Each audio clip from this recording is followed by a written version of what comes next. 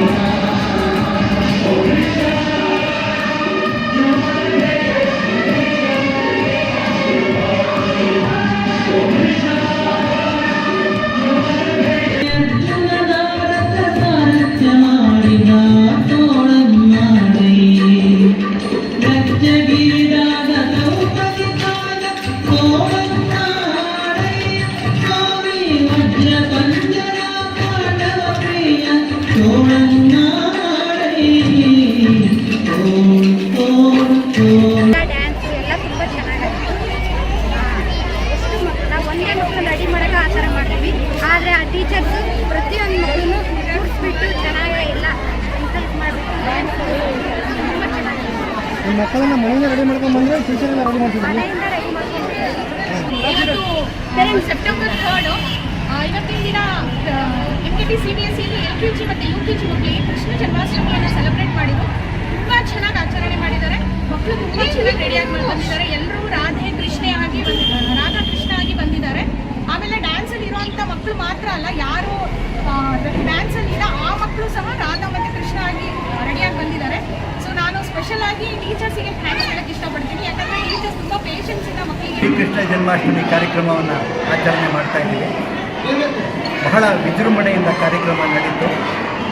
ಬಹಳ ಹೆಚ್ಚಿನ ಮಕ್ಕಳು ಎಲ್ಲರೂ ಕೃಷ್ಣ ರಾಧೆಯರ ವೇಷದಲ್ಲಿ ಬಂದಿದ್ದು ಈ ಕಾರ್ಯಕ್ರಮಕ್ಕೆ ವಿಶೇಷವಾದ ಮೆರುಗು ಕೊಟ್ಟು, ಮತ್ತು ಇಲ್ಲಿ LKG UKG ಮಕ್ಕಳು ಬಹಳ ಶ್ರದ್ಧೆಯಿಂದ ಉತ್ತಮವಾದ ನೃತ್ಯ ಕಾರ್ಯಕ್ರಮವನ್ನು ಕೊಟ್ಟರು.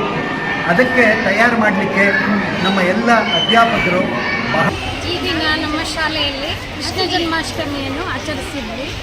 ತುಂಬ ಚೆನ್ನಾಗಿ ಪೇರೆಂಟ್ಸು ಸಪೋರ್ಟ್ ಮಾಡಿದ್ದಾರೆ.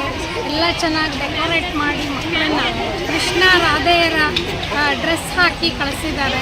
ಹಾಗೂ ನಾವು ಒಂದೊಂದು ಕ್ಲಾಸಿಂದನೂ ಒಂದೊಂದು ನೃತ್ಯ ಪ್ರದರ್ಶನವನ್ನು ಕೊಟ್ವಿ. ಅದು ಕೂಡ ತುಂಬ ಚೆನ್ನಾಗಿ ಬಂತು. ಎಲ್ಲ ಮಕ್ಕಳು ತುಂಬ ಚೆನ್ನಾಗಿ